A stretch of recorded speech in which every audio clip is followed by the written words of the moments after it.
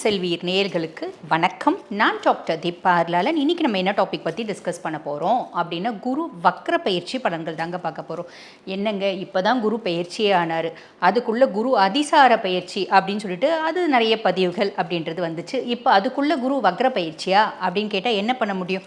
குரு பகவான் என்ன பொசிஷனில் இருக்கார் கோச்சார பிரகாரம், அதை பேஸ் பண்ணி பார்த்திங்கன்னா உங்களுக்கு பலன்களை துல்லியமாக கொடுக்குறோம். காரணம் என்ன அப்படின்னா, இந்த பலன்கள்லாம் எதுக்கு நாங்கள் சொல்கிறோம், நாங்கள் பாருங்கள் முன்கூட்டி இந்த மாதிரி விஷயங்கள் நடக்கும் அப்படின்னு உங்களுக்கு நாங்கள் சொல்லும்போது ப்ராப்ளம் வரும் அப்படின்னா நீங்கள் கொஞ்சம் காஷியஸாக இருப்பீங்க. நல்லா இருக்குது அப்படின்னா கொஞ்சம் பேக்கப் பண்ணி வச்சுப்பீங்க. அந்த ஒரு நல்ல இன்டென்ஷனில் தான் சொல்கிறோம். சரிங்களா?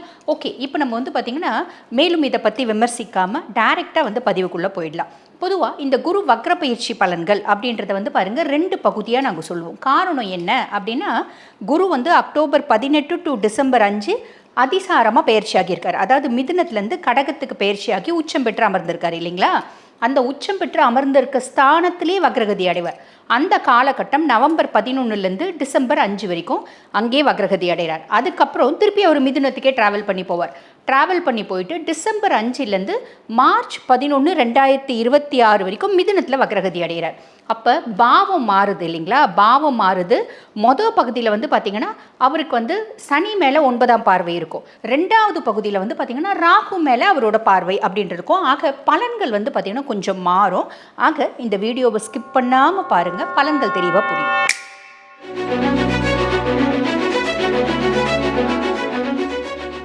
ரிஷபராசி அன்பர்கள், உங்களுக்கு இந்த குரு வக்ர பயிற்சி என்னென்ன மாதிரி பலன்களை கொடுக்க போகுது அப்படின்னா, ஃபஸ்ட்டு முற்பகுதியை பார்த்துக்கலாம். அதாவது நவம்பர் 11 டு டிசம்பர் 5 கடகத்திலே குரு பகவான் வக்ரகதி அடைகிறார். இது உங்களுக்கு பார்த்திங்கன்னா 3ஆம் பாவம், இளைய சகோதர தைரியஸ்தானம்.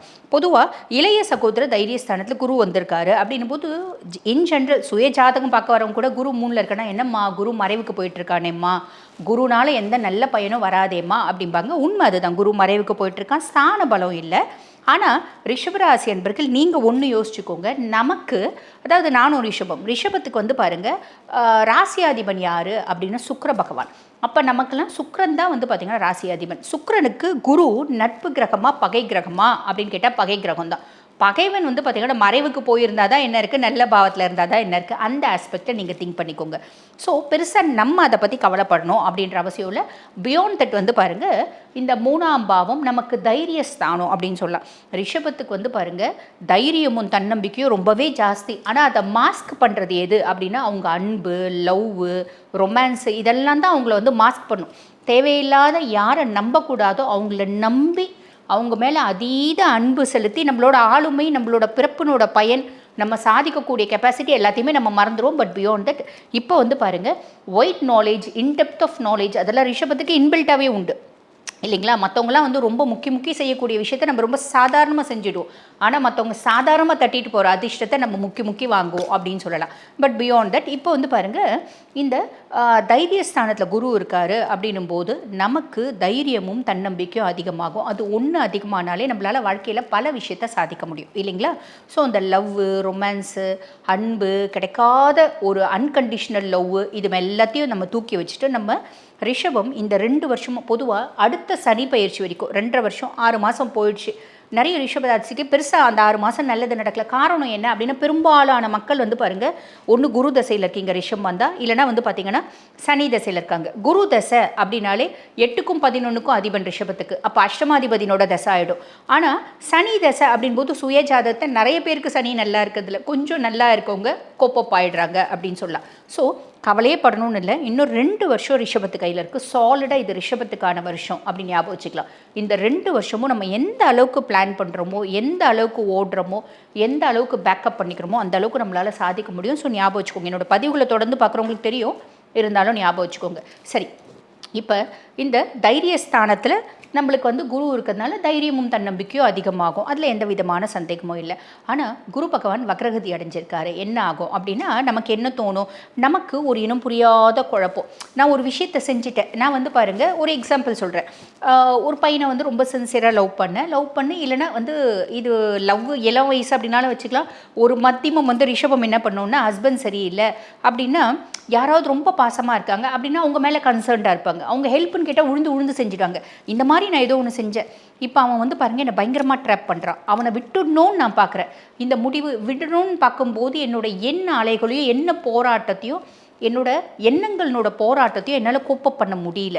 இப்போ நான் எடுத்த முடிவு தப்பாக ரைட்டா, இது தப்பாக போயிட்டு தப்பாக எடுத்துட்டணும், எனக்கு இங்கே பாசமே இல்லையா, அவன் என் மேலே விழுந்து விழுந்து விழுந்து விழுந்து பாசம் காமிச்சானே, விட்டுட்டனே, இப்படி ஒரு விதமான மனக்குழப்பங்களும் மன போராட்டங்களும் இருக்கும். நம்மளோட தைரியம் பெருமளவுக்கு எதுக்கடா வாழணும் போயா, நம்ம வந்து கல்யாணம்னு ஒன்று பண்ணிக்கணும், கணவன் ஒன்றுத்துக்கும் பிரயோஜனம் இல்லை. அதாவது எந்த அளவுக்கு வந்து அவனுக்கு மேலே அஃபெக்ஷனே கிடையாது, ஆசையே கிடையாது.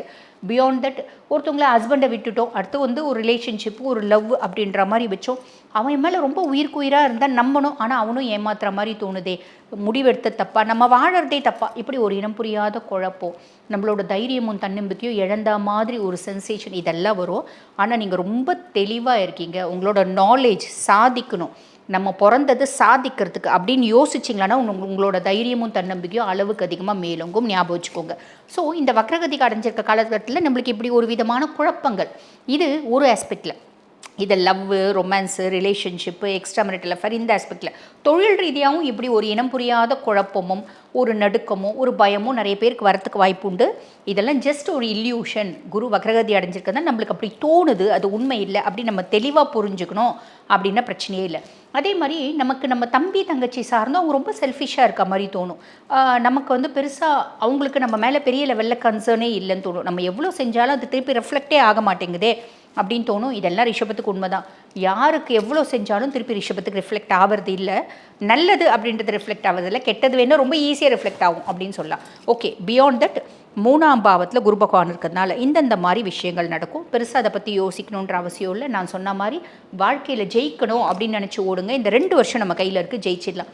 2 வருஷத்துக்கு கழிச்சு என்னங்க ஆகுது அப்படின்னா 2 வருஷம் கழிச்சு 7 நாட்டு சனி ஸ்டார்ட் ஆகுது. இப்போ சனி லாப சனியாக இருக்கார் நம்மளுக்கு இல்லைங்களா. அதுக்கும் மேலே குருனோட 9ஆம் பார்வை லாப சனி மேலே விழுது. லாப சனி இது வரைக்கும் எந்த லாபத்தையும் கொடுக்கலைங்க, உண்மைதான். நான் தான் ஃபஸ்ட்டே சொன்னேன் இல்லைங்களா, ஸ்டில் 2 வருஷம் இருக்குது. ஆனால் இங்கே லாபத்தை கொடுக்க போகிற பாவி யார்? சனி. அப்போ நம்ம என்ன பண்ணோம், லாபத்தை கொடுக்க போகிற பாவி ராகுவாக இருக்குது அப்படின்னா நம்ம அசால்ட்டாக வந்து சம்பாரிச்சிடலாம். கொடுக்க போகிற பாவி சனி அப்படின்றதுனால நம்ம ரொம்ப சின்சியராக டெடிக்கேட்டடாக உழைக்கிறோம் அப்படின்போது கண்டிப்பாக லாபம் அப்படின்றது வந்துடும். கவலைப்பட வேண்டாம். ஸ்டில் 2 இயர்ஸ் பாக்கி இருக்குது, வருத்தப்படாதீங்க. பொதுவாக ரிஷபராசி அன்பர்கள் நான் முன்னமே சொன்ன மாதிரி குரு வந்து பார்த்திங்கன்னா 8க்கும் 11க்கும் அதிபர். இப்போ அஷ்டமாதிபதி தசை இருக்குன்னா பெரிய இம்பேக்ட் இருக்கிறது இல்லை, ஓகேங்களா. ஸோ நிறைய பேருக்கு சனி தசையில் இருக்கீங்க, சுய ஜாதகத்தில் சனி நல்லா இருக்கானா அதை பார்க்கணும், குரு பார்வை இருக்கா, இந்த மாதிரி பல உள் சூட்சமங்கள் இருக்க தான் செய்து, அதெல்லாம் பார்த்துக்கலாம். பியாண்ட் தட் இது 50% சுய ஜாதகத்தில் தசை நல்லாவே இல்லைனா கூட இது 50% இம்பேக்ட் அப்படின்றது இருக்கும். புரிஞ்சுருந்தா? ஓகே, இது முற்பகுதி நம்ம பார்த்துட்டோம். அதுக்கு அடுத்து பிற்பகுதி போகலாம். பிற்பகுதி வந்து பாருங்கள், டிசம்பர் 5 டு மார்ச் 11, 2026 குரு பகவான் எங்கே இருக்கார்? மிதுனத்தில் இருக்கார். இது வந்து பாருங்கள் தன குடும்ப வாக்குஸ்தானம்.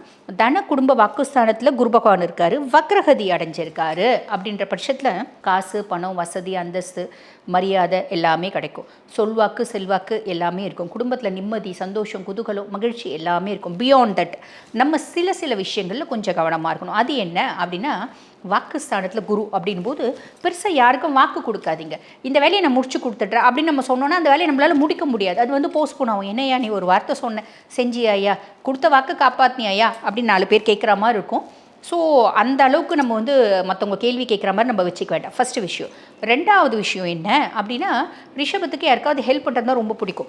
இப்போ யாரோ வந்து நம்ம ஃப்ரெண்டு, நம்மளுக்கு தெரிஞ்சவங்க, அவங்க பிள்ளை வந்து படிச்சிருக்கு, நகைக்கடையில் ஆள் எடுக்கிறாங்களாம்மா, பிள்ளையை கொஞ்சம் சேர்த்து விடுங்க, உங்களுக்கு தான் அந்த இடத்துல நிறைய இன்ஃப்ளூயன்ஸ் இருக்கே அப்படின்னு கேட்டால், நீங்கள் நேராக போயிட்டு நம்ம நல்லது செய்யறது தானே போகிறோம். நல்லது செய்யணுன்ற இன்டென்ஷன் இருக்குது, செய்ய தப்பு இல்லை. ஆனால் கேரண்டி வாரண்டிலாம் கொடுக்கக்கூடாது.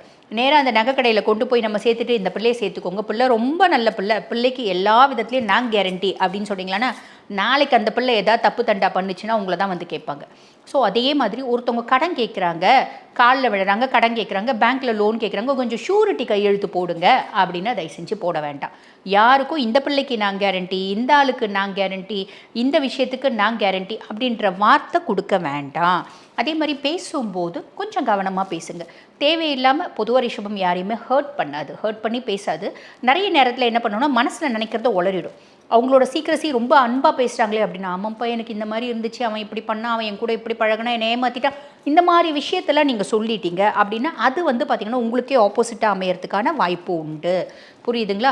நம்ம மேலே ரொம்ப கரிசனமாக இருக்காங்க. ஒரு நாள் என்னம்மா சாப்பிட்டியா, நல்லா இருக்கியாம்மா, பக்கத்து வீட்டுக்கார பொம்பளை எதிர் வீட்டுக்கார பொம்பளை வந்து ஐயோ பாவம் இவ எவ்வளோ புத்திசாலி எவ்வளோ அழகாக இருக்கா, ஒத்த வார்த்தை சொல்லிட்டா போதும் இவங்க எல்லாமே சொல்லிடுவாங்க. ஸோ அந்த மாதிரி தேவையில்லாமல் உங்களோட சீக்ரஸிஸை யார்கிட்டையும் ஷேர் பண்ணாதீங்க. ரொம்ப சிம்பிள். புரியுதுங்களா? இதெல்லாம் எடுக்கிறீங்கன்னா பிரச்சனை கிடையாது. அதே மாதிரி பாருங்கள், குடும்பத்தில் சந்தோஷம், குதூகலம், நிம்மதி எல்லாமே இருக்கும். அதுக்கு முன்னாடி உதாரணத்துக்கு இதை நம்ம சொல்லணும் அப்படின்னா அதுக்கு முன்னாடி ஒரு சின்ன கான்ஃப்ளிக்ட்ஸ் இருக்கும். இதை நம்ம எக்ஸாம்பிளோட சொல்லணும்னா, ஒரு வீட்டில் வந்து பாருங்கள், ஒரு பிள்ளை ஏஜ் அட்டன் பண்ணிடுச்சு, ஏஜ் அட்டன் ஃபங்க்ஷன் செய்கிறாங்க, ஒரு பெரிய லெவலில் செய்கிறாங்கன்னு வச்சுக்கோங்களேன். அதுக்கு முன்னாடி வீட்டில் வந்து பாருங்கள், ஐயோ இந்த பச்சை ஓலை இப்படியாச்சு அப்படியாச்சு, இந்த டிஃபன் இப்படி செய்ய சொன்னால் இப்படி மாற்றி செஞ்சுட்டாங்க, நம்ம வந்து பாருங்கள் இத்தனை ஸ்வீட் செய்ய சொன்னோம் அத்தனை ஸ்வீட் செஞ்சுட்டாங்க, இவங்க வேலை செய்யலை அவங்க வேலை செய்யலை, சமையல்காரன் இவ்வளோ எடுத்துட்டான் இவ்வளோ யூஸ் பண்ணிட்டான், ஆனால் வந்து அவுட்புட் அந்த அளவுக்கு இல்லை, இவ்வளோ காசு செலவாயிடுச்சு அப்படின்னு பின்னாடி பெரிய குழப்பம் இருக்கும். அந்த பொண்ணுக்கு அந்த ஃபங்க்ஷன்லாம் பண்ணும்போது அவ்வளோ பிரம்மாண்டமாக இருக்கும், அந்த ஃபங்க்ஷனுக்கு பின்னாடி இத்தனை குழப்பங்கள் இருக்கும். அதே மாதிரி தான் குடும்பத்தில் நிம்மதி, சந்தோஷம், குதூகலம், மகிழ்ச்சி எல்லாமே இருக்கும், அதுக்கு பின்னாடி நிறைய குழப்பங்களும் இருக்கும். அப்போ ரொம்ப சிம்பிள், இதெல்லாம் வந்து சகஜம்தான். ஃபேமிலின்னு இருந்தால் சின்ன சின்ன பிரச்சனைகள் சகஜம்தான். இவ்வளோ பெரிய பூதாகரமான பிரச்சனை என்னால் சமாளிக்கவே முடியாது அப்படிலாம் இல்லை. சின்ன சின்ன குழப்பங்களும் சின்ன சின்ன பிரச்சனைகளும் குடும்பத்தில் சகஜம்தான் அப்படின்னு சொல்லிட்டு இந்த பிரச்சனை ஓஞ்சாதான் நான் நிம்மதியாக இருப்பேன், இல்லைனா என்னால் நிம்மதியாகவே இருக்க முடியாது, சந்தோஷமாகவே இருக்க முடியாது அப்படின்ற எண்ணத்தை மாற்றிட்டு, பிரச்சனைகள்ன்றது சாதாரணம் தானே, நம்ம ஓவர்டேக் பண்ணிவிட்டு அப்படி மூவ் ஆன் பண்ணிட்டு போயிட்டே இருக்கலாம். நம்ம புத்திசாலித்தனத்தினால சமாளிக்கக்கூடிய பிரச்சனைகளை நம்ம புத்திசாலித்தனத்தினால சமாளிக்கலாம். எனக்கும் மேற்பட்டு என்னால் சமாளிக்க முடியல, கடவுள் தான் பார்த்து இதை நார்மலைஸ் பண்ணணும் அப்படின்னு கடவுள்கிட்ட விட்டுட்டு நீங்கள் பாட்டுன்னு உங்கள் லைஃப்பில் சாதிக்கிறத பற்றி யோசிங்க. இப்படி யோசிக்கிறீங்க அப்படின்னா உங்களுக்கு வந்து பாருங்கள், இந்த பிற்பகுதியில் சனி மேலே குருனோட பார்வை இருக்காது, சனி ஆல்ரெடி நல்லா தான் இருக்கா, லாப சனியாக இருக்கா, அப்போ லாபத்தை கொடுக்க போகிறா. சின்சியராக டெடிக்கேட்டடாக உழைச்சிங்க அப்படின்னா மட்டும் போதுமானது. ஆக இந்த முற்பகுதி பிற்பகுதி 2 காலகட்டத்திலையும் நீங்கள் சின்ன சின்ன விஷயங்களில் கொஞ்சம் கவனமாக இருக்கணும் அப்படின்னு நான் ஒரு சில விஷயங்கள் சொல்லியிருக்கேன். அதில் கவனமாக இருக்கீங்க அப்படின்னா மட்டும் போதுமானது. இந்த குரு வக்ரப்பயிற்சி காலகட்டத்தில் நல்லது நடக்கும், நல்லது மட்டுமே நடக்கும். வாழ்த்துக்கள். இப்போ நான் சொல்லியிருக்க குரு வக்ரப்பயிற்சி பலன்கள் உங்கள் ராசிக்கான பொதுவான பலன்கள். இப்போ இதை பார்த்துட்ருக்க நீங்கள் எங்கள் சுய ஜாதகத்தை நாங்கள் அனலைஸ் பண்ணிக்கிறோங்க. ஏன்னா எங்கள் வாழ்க்கையில் பல முக்கியமான விஷயங்கள், அதாவது நாங்கள் வேலையை மாற்றலான்னு நினைக்கிறோம், ஃபாரின் போகலான்னு நினைக்கிறோம், மறுமணம் பண்ணிக்கலான்னு நினைக்கிறோம், இருக்கிற ஒரு திருமண வாழ்க்கையை தொடரலாமா இல்லை டிவோர்ஸ் போகலாமான்னு நினைக்கிறோம், குழந்தையின்மைக்கு வைத்தியம் பண்ணுறோம், இப்படி பல முக்கியமான விஷயங்களை முடிவெடுக்கும் தருணத்தில் இருக்கீங்க அப்படின்னா என்னோடய சுய ஜாதகத்தை நான் தெளிவாக அனலைஸ் பண்ணிக்கணும் அப்படின்னு விருப்பப்பட்டேங்க அப்படின்னா நான் பேசிகிட்டு இருக்கும்போது என்னோடய ஃபோன் நம்பர் வந்து பார்த்திங்கன்னா டிஸ்பிளேயில் கொடுத்துருப்பாங்க. அந்த நம்பருக்கு கால் பண்ணி அப்பாயின்மெண்ட் ஃபிக்ஸ் பண்ணி என்கிட்ட பேசிக்கலாம். தேங்க்யூ.